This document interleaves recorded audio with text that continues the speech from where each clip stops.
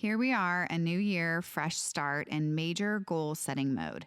I always start my day with coffee, and this time of year, you can step up your game by adding a protein boost to your favorite Dutch Bros coffee drink with their new protein milk. Dutch Bros coffee also has a new salted caramel protein coffee, and you can order it as a latte or a mocha, and that's available for a limited time now through February 29th. So if you're in the phase of wanting to work out more and adding workouts to your routine and just kind of getting back on track, this might be a great fit for you. Visit DutchBrosCoffee.com for full nutrition details and follow at Dutch Bros Fresno on Instagram for all the fun. So I recently discovered the yummy flavors and healthful benefits of squeezed juice, and I am hooked. As a mom, I know the daily dance with school germs all too well.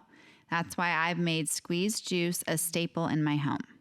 Not only do these premium refrigerated juices taste absolutely delicious, but they also support my immune system with 100% natural ingredients. No added water or artificial concentrates here. Picture this: pomegranates and mandarins grown by dedicated California family farmers, hand-picked and pressed into every bottle. That's a tree to bottle promise. But squeezed juice doesn't stop there. Their functional juices pack a punch, whether it's the green-powered energy, the immune-boosting immunity, which is one of my favorites, or the focused clarity of focus juice. They keep me going through those busy work days. And I've been told that one of their 11-ounce bottles is equal to 1.5 cups of coffee. So I've actually been trying to replace my afternoon coffee pick-me-up with one of their juices, and it is divine. You can order your own stash of yummy energy and vitamins by visiting shop.squeezedjuice.com and following them on Instagram at @thesqueezedjuice.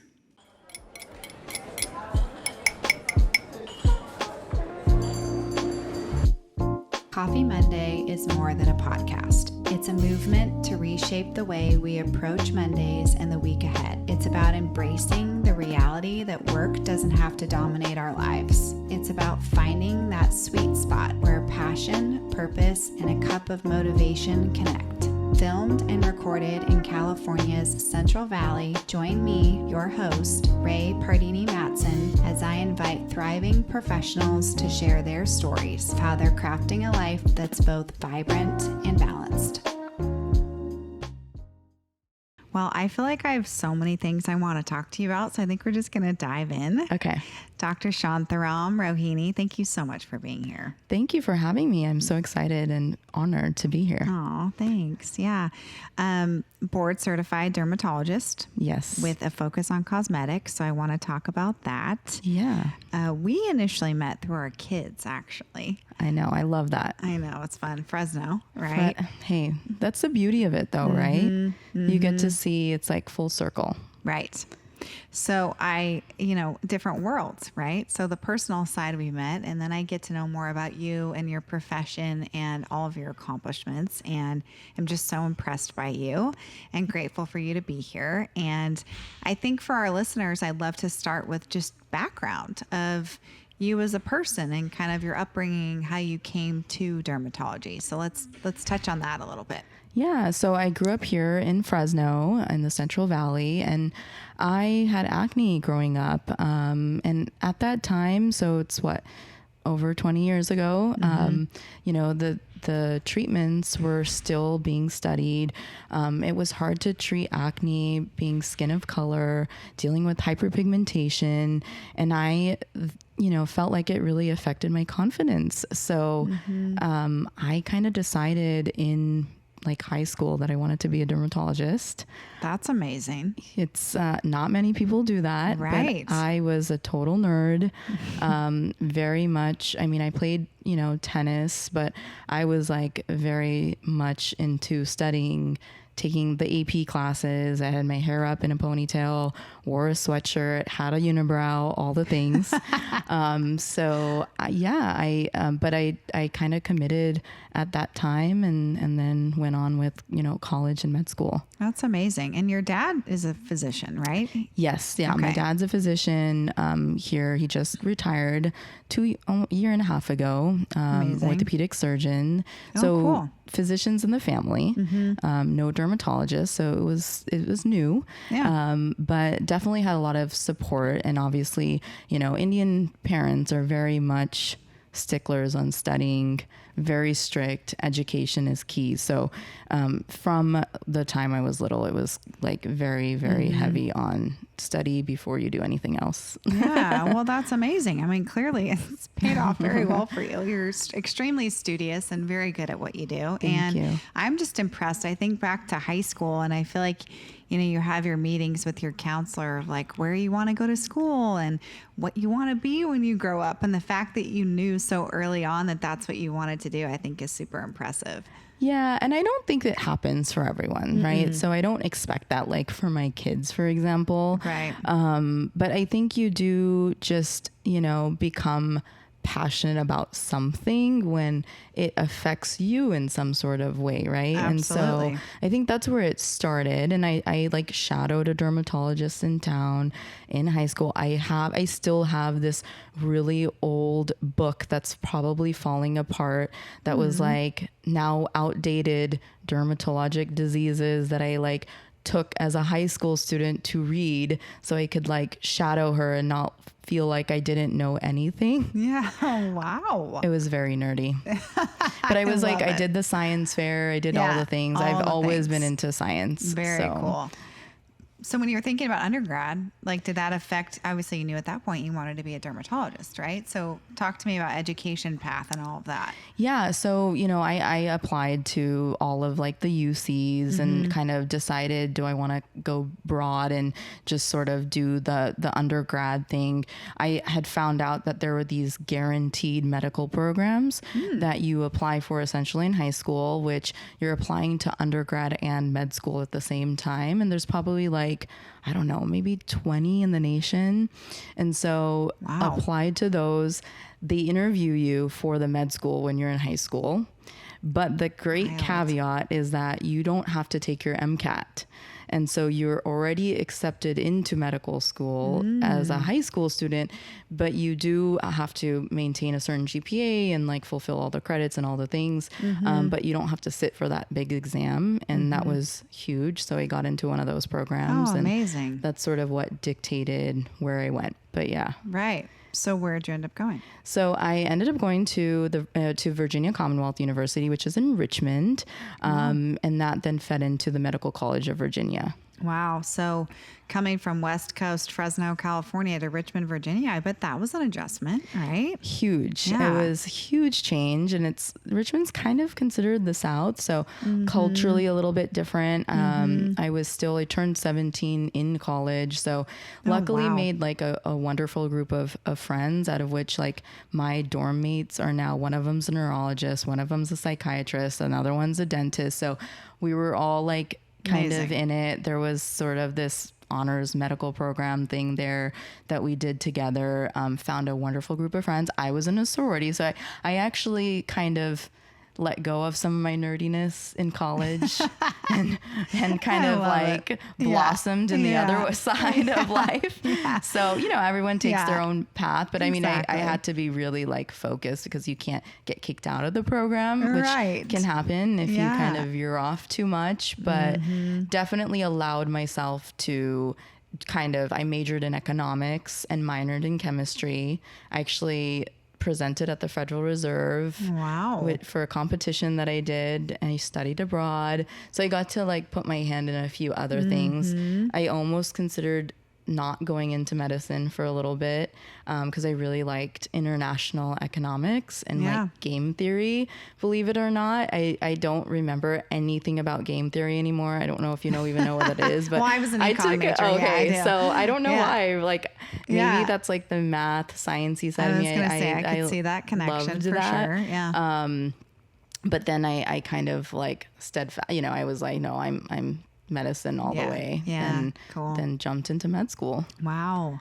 So were you on the younger side when you started med school, since you were on the younger side starting undergrad, or? Yeah. I would think there was one girl, another Indian girl in my med school class who was younger than me from what I remember, but I was one of the youngest. Wow. Yeah. And so hunkered down and did the med school thing for how, 4 years? 4 years. Yeah. Yeah. Med school was hard. It was I really bet. hard. Yeah. I think because I had been like so focused my whole life from like it's just my personality. I've always been really into studying, wanting to get straight A's. It sounds so nerdy, but It's amazing. but at the same time, I kind of had this point in med school where I was like, I feel almost a little burnt out. So med school was hard because I was trying to navigate just like being in my early 20s with having to study rigorously for these tests every 2 weeks, taking boards. And then there's obviously life. Like you're Right. in your 20s, you have boyfriends, you break up with people, you have all the things going on. And so I think trying to learn how to compartmentalize to make sure that like your career doesn't fall apart was probably Yeah. something that was very hard, but I had to bet. be done. So do you specialize? Like, did you know going into the beginning of med school that you were going to be studying dermatology specifically, or how does that work? Do you, So and actually, no. So everything about becoming a dermatologist is that you have to match into it. And it's really hard to get into. what does that mean, match into it? So match, that's a Yeah. whole thing out of medical school. So you do medical school for 4 years. The On top of the 4 you did for undergrad. Yeah, on top of Okay, the so 4 you're for in school for 8 years, just setting the stage here. Yes. That's commitment. Yeah, so it's a little bit of a drawn out process, but after your first 2 years of med school, you have to sit for this exam called the boards, step 1, where your board score can determine what specialties you can potentially apply for. And some of the harder ones to get into are dermatology, ophthalmology, orthopedic surgery, plastic surgery. They take only a very small cohort of patients, every year through this match, which I'll explain in a second. And so it's a little bit out of your hands, which is that whole ambiguity of where you're going to end up is what makes the whole med school process extremely stressful. So after your first 2 years, you do your clinical rotations, and that's where you get experience in everything. So you're in the trauma bay doing general surgery stuff, you're doing internal medicine, you're in the psych wards, you're doing it all. And you're taking exams every few months for those specific subjects. And then you you start applying for the residency program that you want to get into. So you choose your specialty, whether it's dermatology or orthopedics or plastics or ophtho, whatever it is, internal medicine. And you have to be invited for interviews. So after you get invited for interviews and you fly and you sit for these interviews, you have to it's called the match. So you rank the programs that you want to go to and they rank you. Oh, wow. 1, 2, 3, 4, 5, all the way down. And I did couples match with my husband. So that was a whole different permutation and 2 hard specialties. So I was told several times that I would never become a dermatologist. It'd be really hard to match. You're doing it with you're trying to apply with your husband who's applying for orthopedics. So there was a lot of stress. So you guys met in med school. He's an orthopedic surgeon, correct? Yes. And so you have to match Together. his and yours. Yes. Wow. So we had to even consider not being together for the period of our training. Yeah. And putting in, in the match system, me matching in, for example, we'll say California. I ended up doing residency in New York and him matching in New York to be able to get into our fields and not give up the career as a dream, but then sacrificing not being together for 4 and 5 years. So that was also stressful. So I think that was a really tough part of the whole career situation. I bet. I mean, it's not like 4 or 5 months. It's not even a year. It's like years plural. Years. And with busy schedules where it's hard right. to fly and like see each other. So you got matched together. We did not, I did not match my first time, full disclosure. So we made it such that if I didn't match, but I could get my intern, so I had to apply for my intern year also. So I do 1 year of just medicine, internal medicine, where you're in the wards, in the hospital, call, all those things. And then you do your 3 years of dermatology. So I had to make it so that if I could at least match in my intern year. Yeah, smart. And then do research in New York or a big city that had multiple hospital and health systems. And if he did the same, then we could figure it out. And that's actually what ended up happening. Amazing. I matched into my intern year, didn't match into dermatology. My husband matched into orthopedics in New York. And then I luckily got into a research fellowship at Mount Sinai, St. Luke's, to do a research year. But then a program opened up and they took 3 people and I ended up getting in. So Amazing. I got lucky there. Amazing. So you worked your, off. That's awesome. So we really just, again, I tried not to let obviously our career fully take over our personal life. And we really did want to be together through that time because, we essentially finished after med school, we got married and that was going to be 4 or 5, 6 long years. His program was 5 years and then he did fellowship. And so it's, we've been through it all together. Yeah. And then you taught together, right? Or did you teach while he was? Yeah, I got to, so I think the world just works in such interesting ways. I was after I finished my residency in New York, I practiced in the city for a year in Manhattan. I worked at 2 offices, one of them in Chelsea and one of them in Tribeca. I lived in Midtown West and I would take the subway and all the things. So fun. It was so fun. And I still have all my best friends live there still, but he got into his fellowship for hip and knee surgery at Brown University. And so at the time it's a 1-year fellowship. So I was trying to decide, am I going to make a move again? And we hadn't had kids yet. And I thought to myself, is it worth it staying away from him again for another year? And so I happened to actually be at like a dermatology conference, believe it or not. And there's like a big convention center and every single skincare brand out there has their booth set up and you kind of wait in line and chat with the reps and get some products and stuff. And I happened to be in line at I think La Roche-Posay.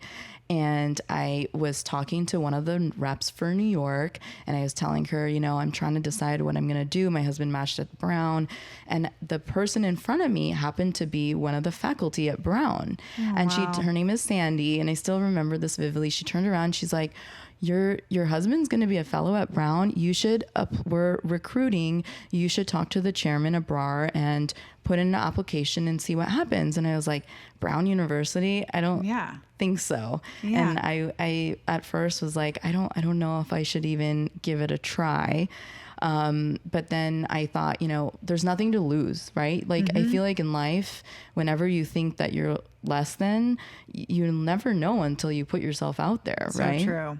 So true. So you got to just take that first step and like put yourself out there. So I sent in my CV and I got called for an interview and then there we go. Like now we decided to go to Brown. Amazing. I lived in Providence for a year. It was a lovely year actually. Met so many colleagues that I respect highly in the field. I learned so much from them and we continue to have this very amazing relationship where I get to see them when I'm going to the conferences. And I met one of my dear friends who's a cosmetic dermatologist who trained at Harvard and basically did research on a lot of the big lasers when I was at Brown. And she was sort of my next stepping stone into cosmetic dermatology. Wow. Amazing. It's been and it worked out, right? So you guys were there for a year, essentially, you said? Yeah, we were there for a year. I got pregnant there and Cute. I had my son there. And then we basically moved 2 months after. How did you decide to come back to Fresno? I always like to ask that question because I did the boomerang thing too, where you leave and you come back. It has a way of kind of sucking you back in. But here you are, married, very well educated, brand new baby, and you decide to come back to the Valley. So what led you back? So I actually didn't think that I would come back when I left. I never really thought I'd come back. But then I thought to myself, you know, through everything, now I have a baby. And so before we had the baby, we were looking for jobs and deciding what our next step was going to be. Okay. And I always knew that I wanted to come back to California. It had been 15 years, so it had been a long time. A lot of my friends had moved along, but my parents are still here in the Valley, and I wanted to be closer because I'd spent all this time in my career, but having another human to take care of, I wanted them to have all the experiences that I did, being around family and culture. And I just think that I don't know that I would have been able to do it just being like this isolated solo. I mean, not solo. You have your family. husband and you have a support, right? But it's different. Different. And so I think around that time, I mean, my husband's not from Fresno, so I did have to convince him to move here. You know, where's he from originally? He's from Salt Lake City, so it's not too far. Yeah. And like a bigger metro area to where Fresno's different in that respect, right? Yeah, Fresno's different. But I said, and so actually Spock was recruiting, and I think, you know, one thing led to another, and he was looking into a job there, and then he was like, I don't know though, it wasn't ever our plan to move to Fresno. Like, let's go on some more interviews. So we kind of, you know, scoped out like LA and the Bay Area. And I think, and then, so we made this decision, hey, like, why not be closer to home? And I think for me, because he's a surgeon, I knew I wanted to be able to carry on a career, but also be the mom that I saw my mom be to me.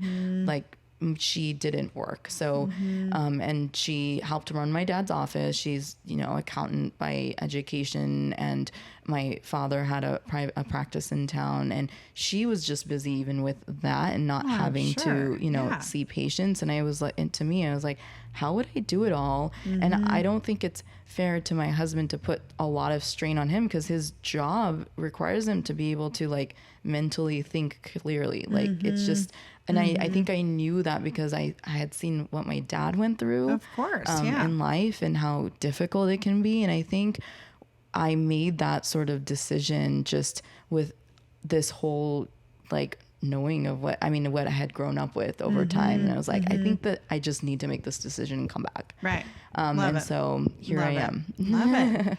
And that was how long ago? About 5 years ago? Yeah, like 4.5. Okay. So what was that? I mean, I have a similar situation in that I was gone for, close to 15 years. Wow. And then came back, and it's different, right? I mean, what was your experience like in not having been here since high school? Yeah, right? I know it's different. So it took, and I'm sure many who have moved back have probably felt similarly that it takes a minute to adjust. We actually moved right before COVID. Right. So it was 2019. My son was born in May. We moved here in August.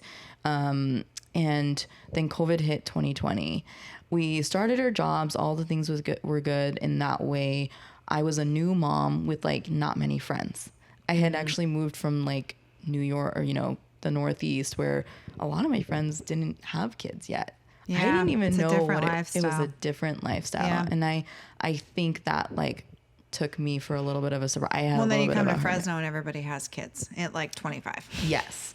Right. Not actually, but like, like early on. And then, so I'm like taking that in now. I'm like, wow, I actually probably started later, but it's very different. Right. It's all relative, right? So it took me a minute. Then COVID happened, which made it hard to meet friends. I think a lot of my friends had moved on and they were not in Fresno. Right. I think definitely there were probably people who stayed, that I had gone to, you know, high school, junior high with, and things like that. But I think now it's so nice, like kind of full circle. It's actually interesting. You know, I see people that I went to high school with, their kids are in my kids' class. Isn't that and funny? It's so funny, I and know. it's sweet, and you It is kind of sweet. just come back around. And I think I've loved having that sort of community sense, that community feel, which at first I actually felt a little uncomfortable by, because I lived in New York City. Like, you could literally be a whatever you want, and nobody cares about what you're doing at any given time of the day. You want to like walk around and whatever you want, go for it, because It's everyone's so true, right? It's so true. Like, you can fly under the radar in a larger city. You can wear exactly whatever you want to the grocery store, to the pharmacy, whatever, and not run into one person. Right. And here you would think that would be the case, but no, it's the exact opposite. Right. Don't you think? Yes. Like, you run into everybody everywhere. Everybody all the time, Yeah. everywhere. And that for me, I felt initially a little uncomfortable with, especially because I feel like when I was in New York, it's a very like litigious society. So everything is very formal, and, you don't, patients don't know your personal life. You keep a distance with that. And you, like you said, you can fly under the radar. So I think it took me some time to kind of like understand this more community concept, but I love it now. Yeah. Isn't it great? It's great. Yeah. And you can, and I think like it makes you a little bit more vulnerable, but then it does allow for like people to reach out and give you help. I feel like people are super nice.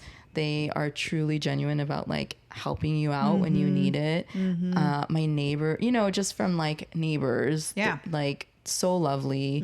My neighbor literally would, when I was in fellowship here, and I had Anjali, who was not even one yet, and my like nanny couldn't come until 8. She would come in the morning for like 2 hours and just be with my baby to let me get to work. And it's just the little gestures that I've truly loved, and so it's made it a really great experience. So great. Yeah. So your husband dove into his career in orthopedics, right here. Yes. And then you got into practicing dermatology here as well, right? Yes. Yeah. So let's talk through that path. Yeah. So, I worked at 2 offices and, doing medical dermatology and kind of, cosmetic dermatology, which you do get a decent training in just your basic residency, dermatology residency. But I kind of wanted to take it to the next level. And so slowly, ended up being a fellow with Kathleen Bear and doing a cosmetic dermatologic laser surgery fellowship with her. Wow, amazing. So what is a fellowship? What does that entail? Yeah, so fellowship is a 1-year structured program that is typically like accredited by a accrediting body. So for this fellowship, it's accredited by the American Society for Dermatologic Surgery. So what that means, it's not just any old 1 year of training, but it required like rigorous, things that it had to, needed criteria to be able to be a structured program for post-residency training. So what that means is you have to, in order to create this program, you have to have evidence of so many cases being performed of filler, liposuction, resurfacing lasers, so on and so forth, for it to become a program. And that was like a 1-year process to get it approved. Wow. And then once it was approved, being a fellow, you do have to fulfill and do a certain number of cases of, XYZ. So fillers, neurotoxin, resurfacing lasers, microneedling, liposuction, all the things, along with presenting and doing research. And so that is sort of what the structured program is. So I think, when you really want to be true to your field and know everything there is to offer, it takes like that time and understanding. And so there's like a curriculum, you have to go to conferences, you have to present.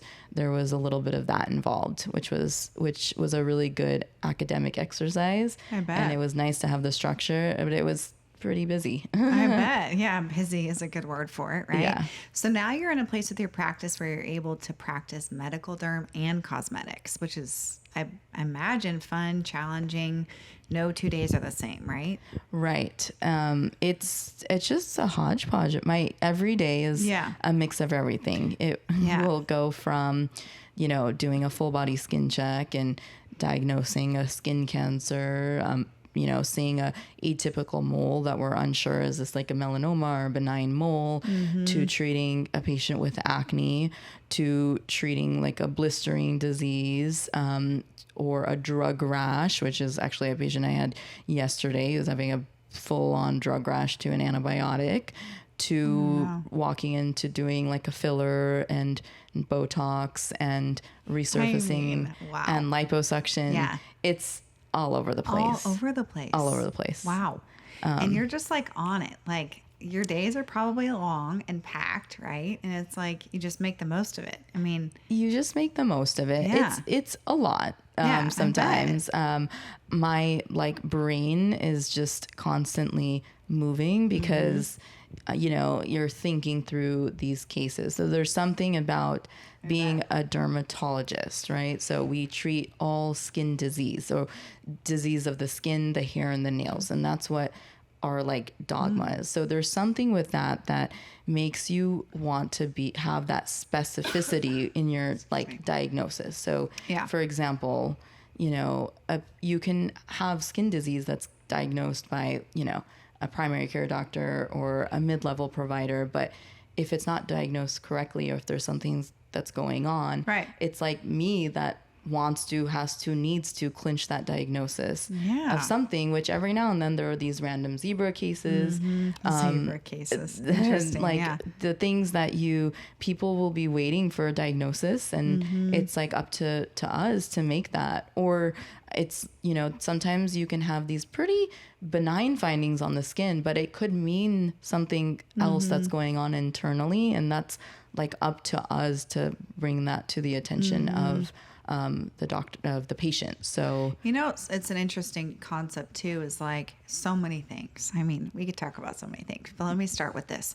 I feel like now with the rise of social media, yeah, they're naturally women, men, people of all ages are influenced by what they see on social, right? So like Totally. you see these trends of like the tweens and the teens and all of their skincare routines, and how ultimately we've talked about this, like they're unsafe for their skin, yeah, right? yeah.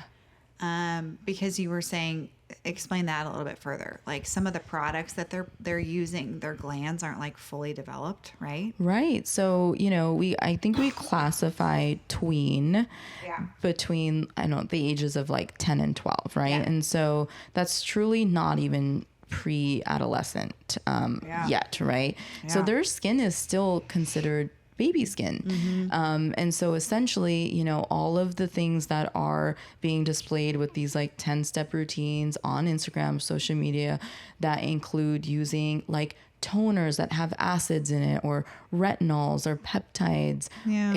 harsh exfoliants, are just too irritating for baby skin.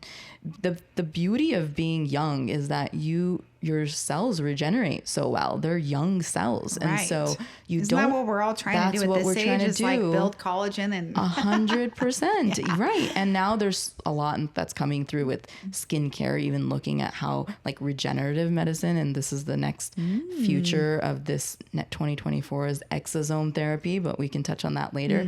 But going back to the tween thing, they don't need anything but a good moisturizer, a gentle moisturizer, a gentle cleanser, and then protect your skin from the sun at an early age. So sunscreen.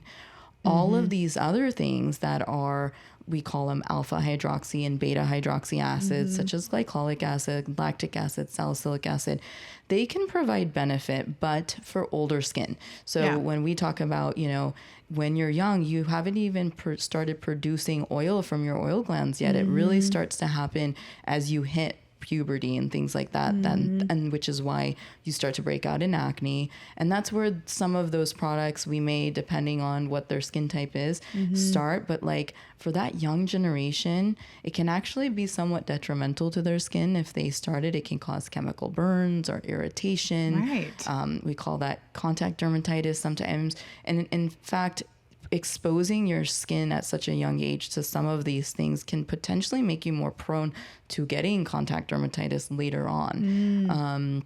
Because your body over time gets a little bit sensitized to these things, Yeah. which is how we define it. But Right. I just find it interesting how social media obviously has such an influence on so many people, right? Like younger generations in this case, but even women our age. Right. And I'm lumping us in the same category. So I think we're about the same age.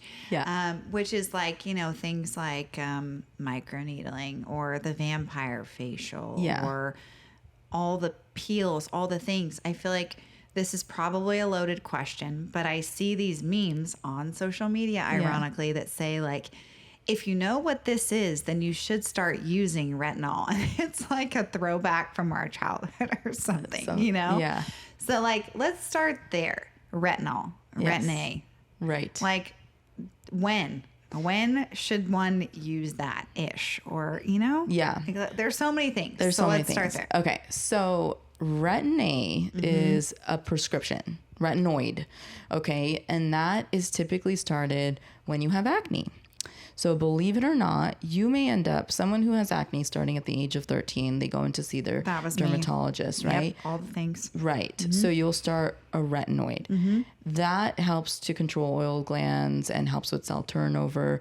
And the reason why they found that retinol, which is a derivative of Retin-A, is beneficial for anti-aging and fine lines is because we found that when we treated patients who had acne with retinoids, it helped with acne scarring. It helped with acne scarring because it stimulates collagen remodeling. And collagen is that protein in the skin that makes up the integrity of the skin and gives it that youthful appearance.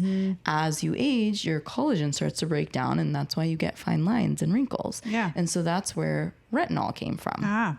So the take is if you have more oily skin or acne prone skin, you probably started using a retinoid of some sort at a younger age.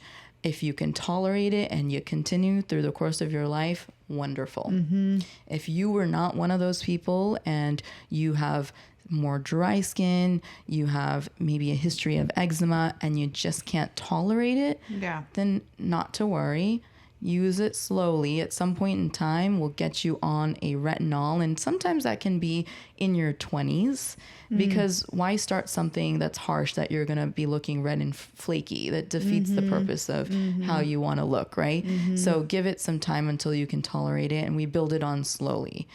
Retin-A and retinol is not going to reverse a lot if you aren't protecting your skin from the beginning. So like wearing a good sunscreen, just protecting, not going out and tanning, seeking shade, all of those things are key earlier on in life. I also feel like too, we're like making up for what we damaged our skin with before. Tanning beds were a thing in high school. And I hate to admit that because I am a walking example of that. That's with okay. all There of are my many moles and all the things. Yeah. But, it's like now. So when it comes to aging for somebody in their, anywhere from your 20s to your 50s plus. Right. Like, there's a fine line, no pun intended, where like you want to age gracefully and kind of prevent some of this damage from happening, right? Right.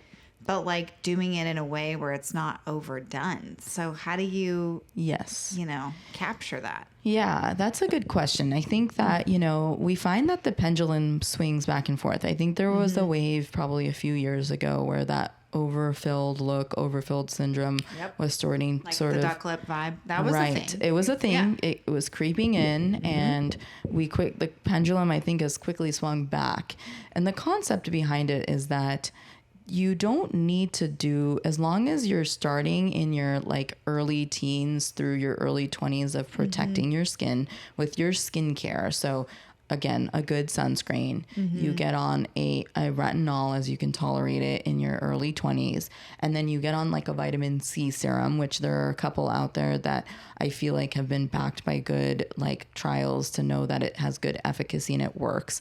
Vitamin C is an antioxidant. It protects your skin against free radical damage from ultraviolet light, right? So this is like all in the anti-aging kind of field. Category, right? So you start using those, then as you approach your like late 20s, 30s, it doesn't hurt to maybe dabble in a little bit of Botox preventative and consider some of these lasers that we do as prejuvenation. I like that. Prejuvenation. Yes. So it's a term that's been coined as like, slowing down the signs of aging. So doing these little like intervals of mild treatments, whether you decide to do your microneedling or your microneedling with radio frequency or a laser that doesn't, a lighter laser that's not going to be so ablative, but just going to help to resurface the skin. And you do that like over a period of time, you will see how you will not, if you look at pictures of your mom, for example, or your dad, and you know that genetics are there, you will slow that process down.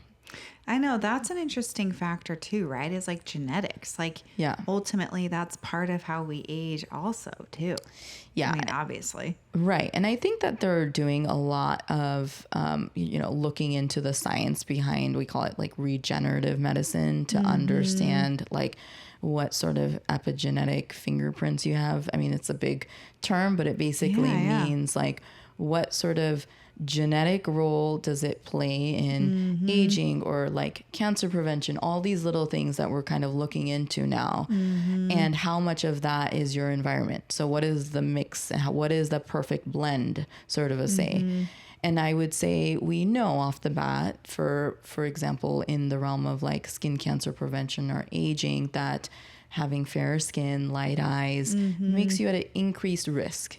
Right. And so in that way, we try to make it personal for everyone, like a personal plan of what do you need to do versus, someone with more richly pigmented skin may age in a different way. They may get more dark spots and blemishes and uneven skin tone, dark bumps, so it varies. And that's what we know about genetics. But all to say, we are always making sure that we're catching things like any signs of like skin cancer or anything like that early. So you can do it all with you. Oh yeah. I mean, it's like, you have to put it into perspective. But with like the whole aging thing, I'm very much of the looking more natural, I would say. And that's probably a reflection of my training in the Northeast, where I definitely had patients I would treat and they didn't want anybody to know that they've had any medical intervention. Right. And I think that concept now is probably spreading through to the West Coast a little bit more because I see it. I think when I initially moved here, I probably was taken a little bit aback about how big people wanted their lips to be. It was like not my thing, my aesthetic. I've always been a little bit more about natural. And I think that's just me personally. Right. That's how I would want to look. Right.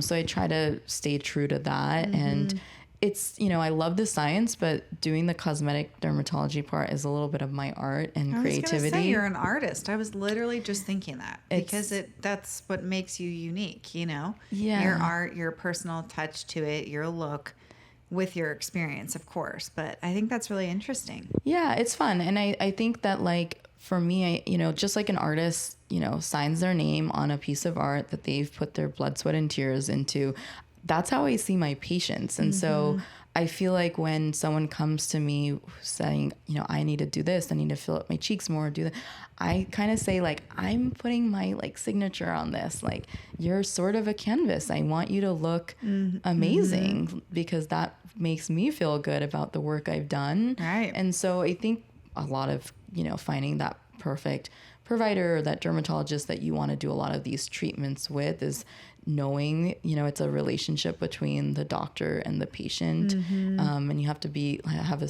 similar vision, I would say. Right. And at that point you would say, I don't think you should do Oh, that. 100%. I think equally both, right? Yeah. Equally saying, yes, I think that's a good idea, but also absolutely Yes. not. You don't need to fill in your cheeks Oh, because you yeah. already have strong whatever. Right. Right? Exactly. All the time.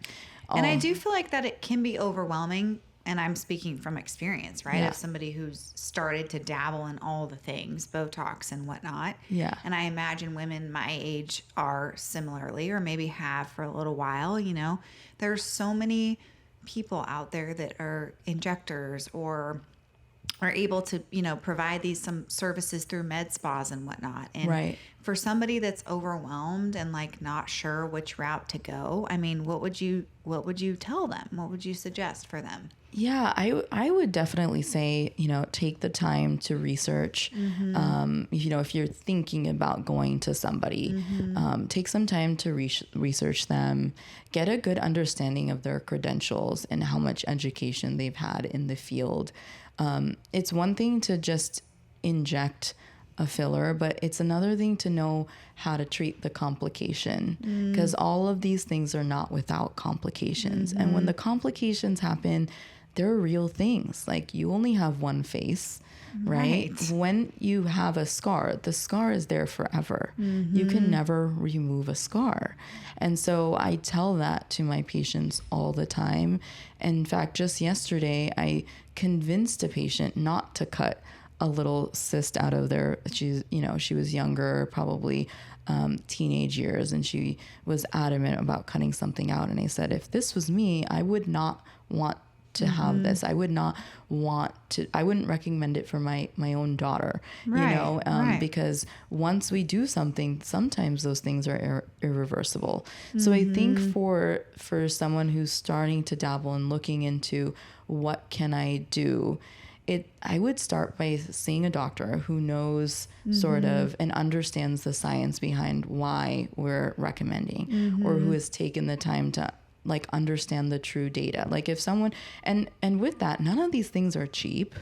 Right. There's right. a lot It's of an things investment, out. right? It's an Time, investment. money, all the things. Yeah. Right. And so I think that probably has been one of the biggest things for me, and the reason why I've wanted to become so educated in this field is that I have to, in order for me to feel, I'm not like a salesperson. We go to medical school. I think I was just telling you this earlier. We don't get courses in like business and Right. entrepreneurship. I'm just coming at it from a doctor standpoint. So Right. for me, in order to actually recommend something, I have to believe it deep down in my heart to say this will work or this won't work. And so I think having done my fellowship, you learn how to vet the devices. And I think that there is a cohort of like cosmetic dermatologists, probably plastic surgeons, who are trying to be true to that. And so going to meetings, trying to be involved in research, understanding, how do these devices truly work at the level of the skin and underneath the skin is huge for me, because I know how to look at path slides and see where collagen bundles are under the skin. And I think in order to be doing a resurfacing laser, you have to understand how it works. Didn't even know that was a thing. You know what I mean? Right. And so I think that's really interesting too, that you're continuing to always educate yourself. I think 100%. in many industries, I mean, medical especially, I would think that like you're so busy. You are seeing patients all day. You are being pulled in a million directions. And so where do you have time to like learn more and be proactive and develop in those areas? And I'm finding that just in getting to know you and seeing more of your practice, that I feel like you are really you feel passionately about continuing education. 100%. Which is cool.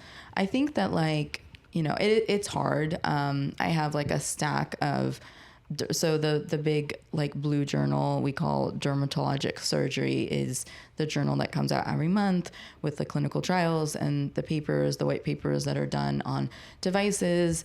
Usually the devices don't say the industry names because it's meant to be like a truly clinical journal.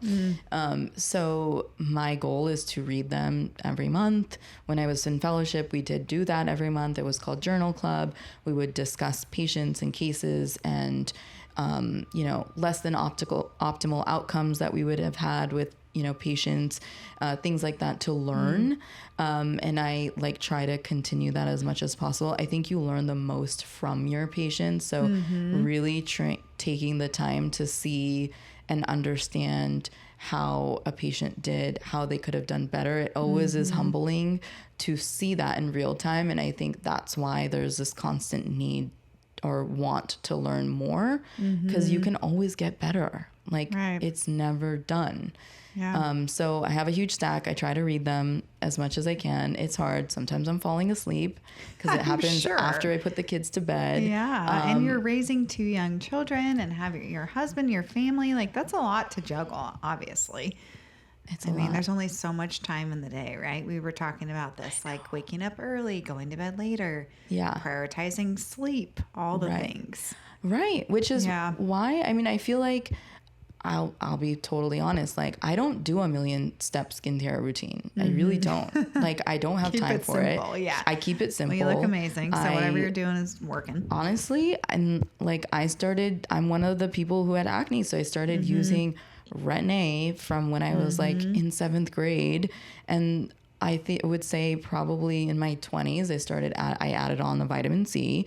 I was using a sunscreen all the time. For me, mainly because so people with more richly pigmented skin, you get post-inflammatory hyperpigmentation from your acne, which can be extremely like challenging to treat and affect a patient. And so I always rule of thumb, you always have to wear a sunscreen to make sure that those spots are not getting darker. So have been wearing sunscreen forever in a minute, and then added on the vitamin C in my 20s. And then I've had some treatments, the lasers here. I don't have a lot of time myself to be the patient. Yeah, right. So I think I get like little spurts of things here and there when we're like demoing a device, or I have a free moment to get it. But I've had some resurfacing lasers. I've had some microneedling with radio frequency. I've done some microneedling. I've done a little bit of filler and toxin. But I'm very like particular about it because I don't ever want to look overdone. It's your face. It's your face. Yeah. And so I think ultimately you need to live, right? Like the one thing I feel like, and I think because I'm in this field, I hope to remind like the younger generation is just like take us one step to take care of your skin, but live your life, like be healthy, study, do all the things that are going to help you yourself grow, because this whole thing with marketing and social media and Instagram, it's like never ending. I know. And Trust like, me, I know. you know, like with you think about it when you have children, and I have a daughter, and the last thing I would ever want is for her to be looking in the mirror for like hours on end every day, trying to see how she can perfect something. I don't ever want to get to that point. I think that's one of the biggest things because we have children now. Yeah. Oh, yeah. Huge. Seeing the influence of social media just in general, but also confidence building. I feel like confidence building at any age is vital, right? Yes. And raising confident children who will be confident adults. And leaders. Exactly. Right. And I feel like there is, literally it's called cosmetic dermatology. So obviously there's a cosmetic aspect to what you do, but from conversations that we've had, I feel like a lot of what you're trying to do is build confidence in your patient. Yes. So, I mean, yes, all of these things are amazing. They make you look more youthful and can contour certain parts of your face or your body or whatever, but ultimately you're just trying to support them in building their confidence and having them feel like they're the most beautiful person, right? Exactly. Just to live a more like fruitful life, like a happier life. And it can be a slippery slope. So there is something called body dysmorphia where, you know, an already beautiful person will look in the mirror and never see a positive thing about themselves. And we definitely see it all the time. And I really try to, you know, we do our best as doctors to stray away from adding fuel to the fire. It's more to, you know, the goal is we actually spend a lot more time with those patients counseling them that they look great. There's nothing more that we need to do and there's no other like intervention me doing that extra syringe of filler, you know, they don't need it, right? And so I think just I've tried, you know, in this industry to stay true to that, because again, why are we doing all these things, right? It's to make ourselves feel better about ourselves and to, again, lead a more confident life. And I think the best thing that I hear in the day from treating the patients that I do, whether it's cosmetic or medical, when they have a rash or something going on, is when they come back and they're like, I'm so happy.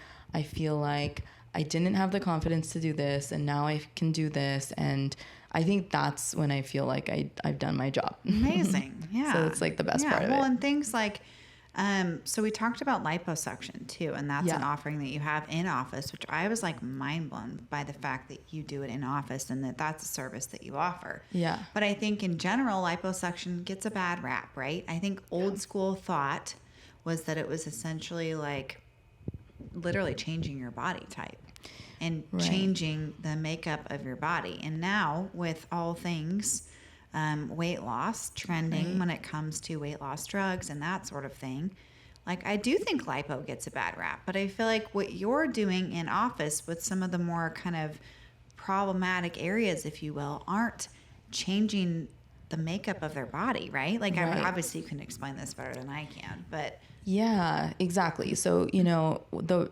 lipo that I'm doing in the office called tumescent liposuction, where you're awake, is really just to target these like stubborn pockets that are difficult with like diet and exercise to lose. Or like, didn't you say sometimes like genetically, like you're always going to carry your weight in certain areas. Exactly. Right. Like some people in their arm, posterior arm, some people in their chin. So if you know, just look at their like family line, they from a young age have a pocket, we call it a submental pocket in their chin. And no matter how much weight they lose, that stays there. And so I think that, you know, the concept is just to do like it's a small amount, a small area that we're doing, not to change the way you look. So there are, you know, those procedures like called 360 high definition lipo. Not what I'm doing, but that is like a lot of lipoing, contouring, fat transfer, things like that. I honestly don't know when they age, as they age, where the fat will go later, because it's a lot on their body. But when we're doing like little pockets that have been there, and no matter how much weight you lose, you still have like a little pocket in your abdomen. I see a lot of women who are in really great shape and they don't need like a tummy tuck by any means, but they've had kids, they have a little bit of skin laxing, they have a little pocket in their upper and lower abdomen. And those are usually the patients that I'm treating. They have young kids, they got to be out and like driving their kids to school the next day. They can't have a lot of downtime. And that's where, you know, we do this procedure in office. It takes a few hours and they're essentially walking to their car. They assisted. They can't drive home that day. But they're up and doing all the things after, which just makes it a little bit more practical. Gosh, the advancement of medicine, I feel, is just amazing. Like that's amazing. It's pretty. It's cool. You do. I mean, that's a service you offer pretty frequently, right? Yeah. It's probably one of my most favorite procedures to do. I just did a chin lipo on Friday of a patient who's getting married in a few months, and we treated her on Friday. I saw her yesterday in office for her follow-up, and she already looks like phenomenal. She's so excited, and she's always had a little pocket, and it was a little bit asymmetric. She has a little bit of a bigger pocket on one side of her chin versus the other, and that's just natural asymmetries that we all have. But she really wanted it gone for her wedding, and so she's happy, and so it's just rewarding. Yeah. Amazing. Yeah. Amazing. Okay. So I was just thinking it'd be kind of fun to do a little exercise here. Yeah. So the whole idea is like, if nothing else. So in your 20s, if nothing else, you should be what? Like sunscreen. Maybe Retin-A? No? Yeah. Retinol. Yeah. Retin. Okay. Where does vitamin C come in? I feel like vitamin C serum is like, I could be wrong. Correct me if I'm wrong. More of a recent thing. Yes. So like at what age is vitamin C in your 20s? or should you wait till later? So vitamin C can happen in your 20s. So here's the thing with vitamin C. It's not cheap. It's not cheap for a I'm reason. noticing that. I just started taking it. I'm like, wow. Yes. It's like gold in a bottle. Yeah. It's not cheap for a reason. So, vitamin C we've known is like L-ascorbic acid. We've known for a long time the benefits of it being a antioxidant, right? But in order for any of these like medications to penetrate the skin and do anything, they have to be tested and proven to do what they're intended to do. So vitamin C is coming onto the market in the last, I would say like the last 10 years has been pretty big. So it's been around. I didn't know that. It's been around, only a few like companies. But now a lot of these other companies are making like versions of vitamin C. So I think there's a little more access. Initially the studies were for, you have to, so vitamin C by nature is very like photolabile. It doesn't last on the shelf very easily. It also has to be made at like a certain pH in a vehicle that's actually going to penetrate into the skin and then stimulate new collagen bundles. And so because of that, I think it took some time for like it to really come full-fledged onto the market, because I feel like now there are a lot more companies that have figured out how to make it, which is fine. But with that said, I don't know how, like, if all of the companies have tested it to the same degree as like some of them have. Yeah, fair. So that's why I feel like, and obviously it's expensive. Not every 20-year-old can commit to paying like $150 every 3 months for like a bottle of vitamin C. So I say like, your 20s, your mid late 20s. If you're considering like getting Botox at some point or going to the next step, then yeah, you want a good foundation. What's this like baby Botox? That's what I mean. Literally, it kind of is in line with what you're saying, which is, I think, if I'm understanding the concept correctly, it's like do a little at a younger age and then progressively, I don't know. Is that how it works? You know what? I'm a little bit confused about the term myself. Right.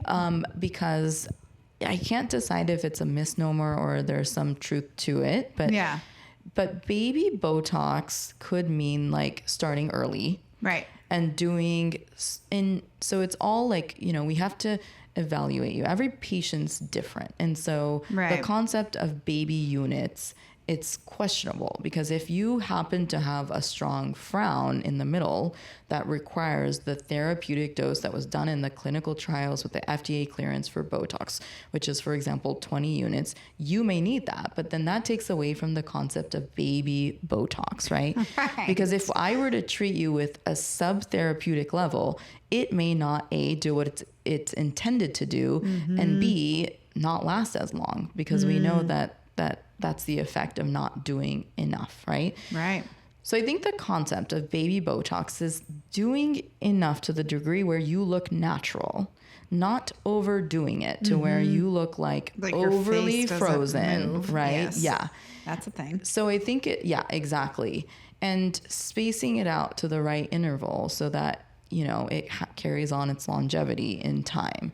Okay. And so that is confusing to answer the question about baby Botox. But I think that the concept is it's okay when you start to see lines becoming a little bit etched in, meaning those angry 11s is what we call it, or some of the lines on the forehead where you're starting to notice it a little bit like creasing in your makeup. I think it's fine to start it because Botox works at the level of the muscle, not in the skin. So someone who comes to me in their like 60s and they want to do Botox and they want all their lines gone on their forehead and around their eyes, we call those the crow's feet. I have to counsel them that, look, it's going to soften the movement, thereby softening or camouflaging the lines a little bit. But your lines are etched in, meaning that they are present at rest when you're not moving because of the years of movement from the muscle, creating the creases in the skin to where now the Botox won't erase the lines. Whereas if you start when you're younger, so that's this prejuvenation concept and like the baby Botox, kind of concept. if you start like in your mid 20s or late 20s and you do a little bit and carry on with time, you will never have those lines become etched in to begin with. Because usually, a patient in their 60s who has had a lot of sun exposure through time and they want to start doing Botox and have done nothing else, and they have a wedding coming up and they want all the lines erased. I have to tell them, like, look, I can't erase the lines. I'll soften the movement, but I do have to do like a resurfacing laser now to, resurface the skin, which is for the skin.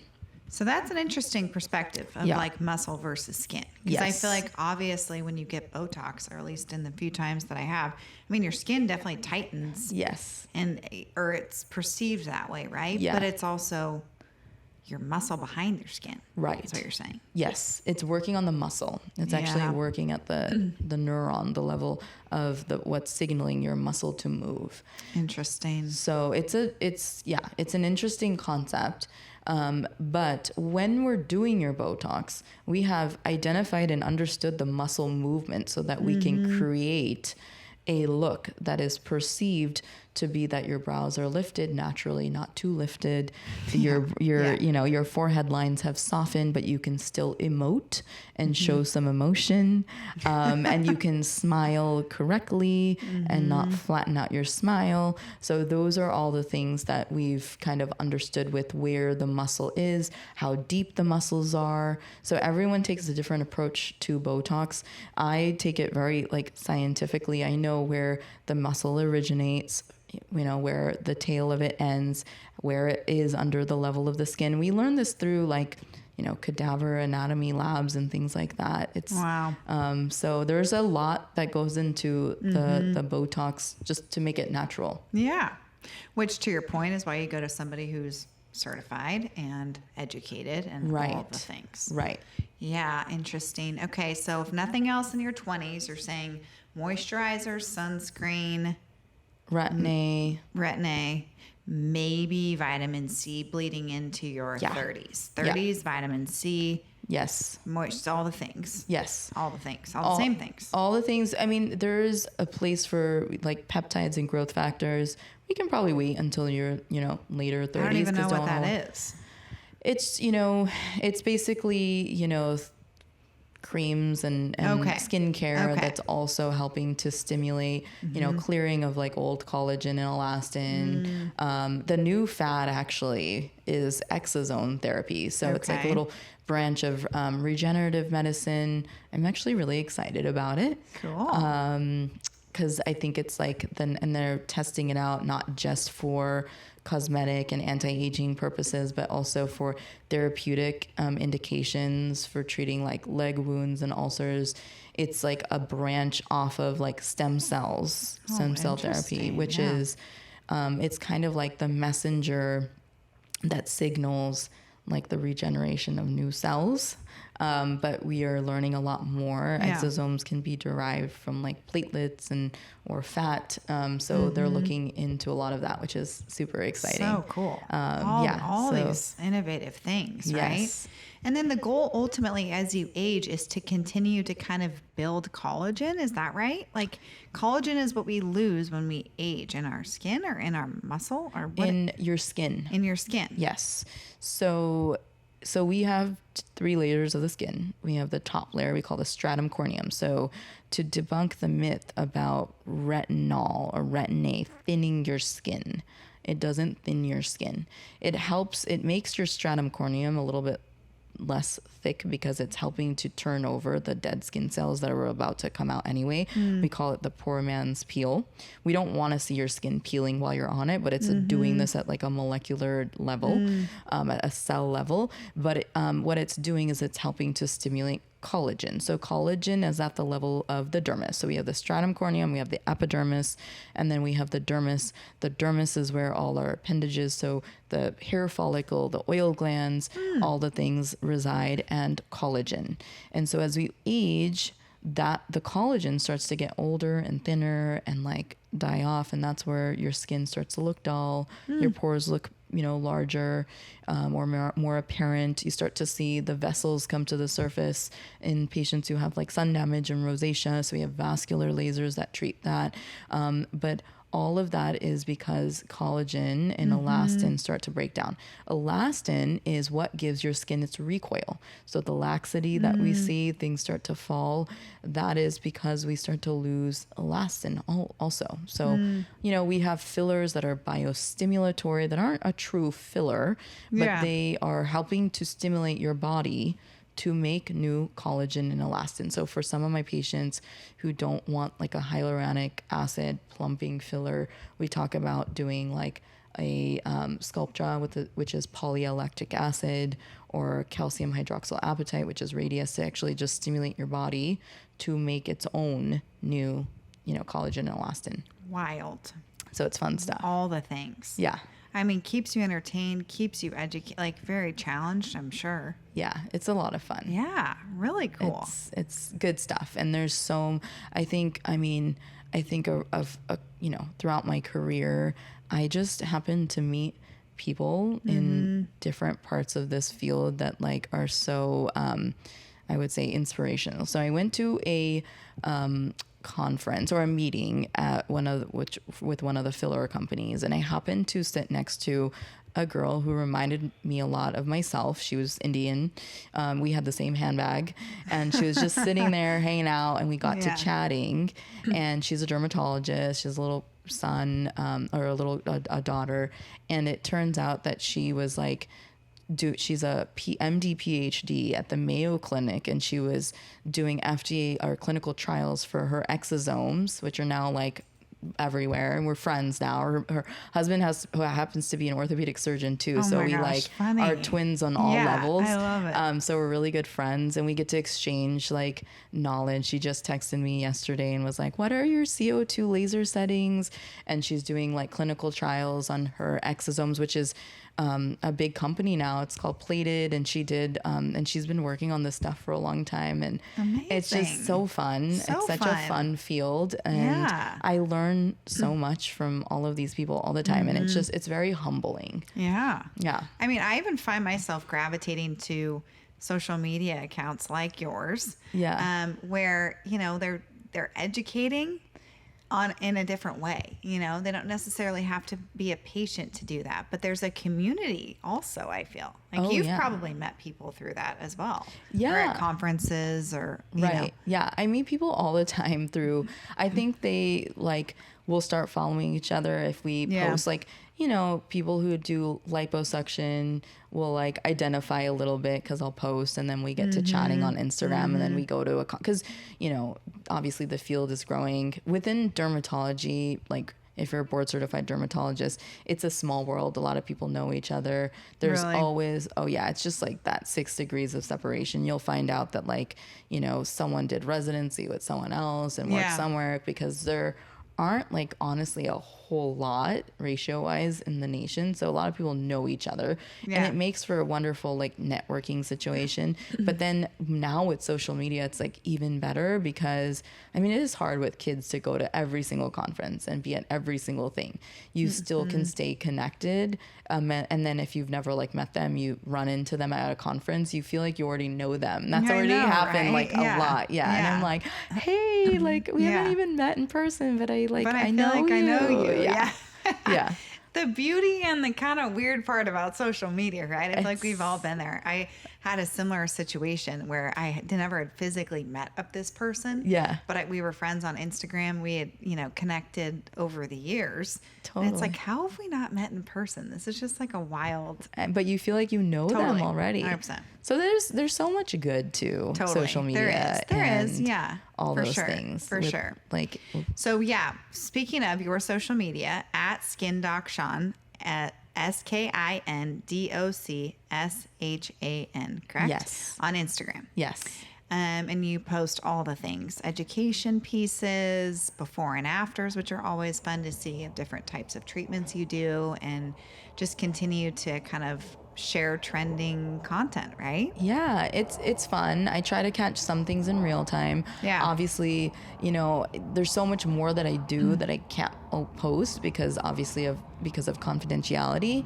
But I Right. try to at least give a little glimpse into like the day to day. I wanted to I was thinking about it. I got so busy in clinic on Friday, but I wanted to take my like Instagram around my office because I had a lipo being set up in one room. We were doing Sculptra on a patient who's a bride, getting married in October with filler in another room. I was seeing medical patients doing the skin check in another room, and it was like all happening at one time. All the things. All the things, Yeah. and laser, consults and things like that. And so, but I didn't get around to it because I was like, I didn't want to run behind. Treating patients Yeah. as you should. Yeah. So, but like fun, just it's like fun. a wild dynamic day, and Yeah. then go home to your husband and your two littles who keep you on your toes, right? Oh yeah, it's the best. I think I'm sure like you noticed it too, right? Like you're so busy at work and you're like drained and exhausted, but then you get home, it's like another layer of your energy that you didn't realize you had. It just happens to come out somehow. You're like, it's like ready for round two, here we go. Buckle up. Exactly. Yeah. Until bedtime. It's like the bedtime, bath time, dinner time rush, right? Yes. And then we do it all over again. And you just do it all over again. And then you just like roll with the punches. And you just make it work. And I'm sure you can say to all like working moms in general who are trying to, run a business and do all the things, advance your career. It's just, you just take it as it comes. It's a give and take, People always ask, how do you do it all? How can you have it all? It's like, no. You just kind of got to figure out where your priorities are and what you want your priorities to be, and then build your life around those things. 100%. Yeah. It's an ebb and flow situation. I feel like there's seasons too. We're kind of both in the thick of it right now with our kids' ages, but I'm sure it'll change. As I've heard, right, from parents with older kids, how things kind of transition. So right. we have a lot ahead of us here. I know, but it's it's definitely nice to have, coming back from the East Coast and meeting so many like-minded individuals who want similar things and want to like raise their kids in like, I don't know, the new Fresno. Oh, 100%. Right? Yes. Exciting. I'm here for it all. Clearly that's one of the reasons why I started this podcast, is because I feel like so many people in Fresno, including yourself, are doing really big things here. Yeah. We don't have to go to the Bay. We don't have to go to LA. We don't have to go to New York. Right. They're doing big things here in the Valley, and I feel like it's a great place to build a business. It's a great place to raise a family. We can afford to own a home. Right. This not simple. It's a luxury to do that, but like truly like important things and foundations of how we want to raise our kids and build our lives. Like Fresno's got it. It's here got for it all. Yeah. And I almost feel like I talked about the pendulum of like filler, but even with, living in cities, I did the city thing. Like Same. I ran the rat race. Like I knew I could have done it there if I wanted to. I set myself up for it. Yep. But then you think about like, is it good for your kids? I'm your sure kids, your health, right? your It's lifestyle, hard. your marriage, like all the things. Yeah. All and the things. Some people make it happen. Well, and it goes back to priorities, right? Like, living in a larger metro area like LA or New York, for example. Obviously Fresno's a big city and a big metro area. I don't mean it like that, but just different. Yeah. Location, right? With that comes lifestyle. Same. I did the grind. I did the crazy work hours. Yeah. I would go to happy hour, then go back to work until midnight. Like it was just, I don't even miss it one bit. I don't understand. Maybe it's age. Maybe, I don't know. But it's a different lifestyle. Yeah. you know, And if you haven't grown up in it from day one, like Yeah, I have friends That's that like true. grew up on the Upper East Side, like they grew up in New York City, and so Like, that's all they know. Yeah, And truth. there's nothing wrong with it, and they do it, and they're happy, and that's wonderful. And I think that's probably the reason why we found we were maybe a little bit out of place, because we were doing the things, walking the walk, talking the talk, but there was maybe something missing. No, you're right. You know what I mean? You're so right. I And how think- special that, like, I mean, my kids won't go to the schools that I went to. I don't think, at least based on our school district and where Same. we live now. Yeah. But like a lot of my friends' kids do. I know. And That's now so- people our age are teaching them. Yeah. You know? So it's just like really cool. It's cool. Yeah. It's so cool. And Yeah. I think, for me being here, I mean, it's nice to, it was hard leaving like the mentors I had. Like I had my whole network over there. I think that was one of the hardest things initially, but I have great mentors here now. You know, I did fellowship with Kathleen Bear, wonderful mentor, learned so much. She's a phenomenal cosmetic dermatologic surgeon, laser surgeon. So it's been lovely to have that connection also, and just kind of grow with that, and just kind of, see what all the opportunities are. I know. I mean, she's another example of doing big things in the Valley too. I feel like there's a lot happening, a lot of positive energy, a lot of growth, and I'm just grateful that you came back. So thank you. Yeah, no, this thank is you awesome. for being here. Thank you for sharing your story and truly bringing your talent, your expertise to the Valley, because I know you're going to do big things and are already doing big things. So thanks, Ray. Thanks. Thank It's been a pleasure to be on the show and getting to know you. I just can't wait to see what we look like when we're 60. Well, thanks to you, we're going to be looking real good. Yeah. Thanks for listening. Feel free to rate and review this episode here and connect with us on Instagram if you have any thoughts, questions, or any guest suggestions. Thanks.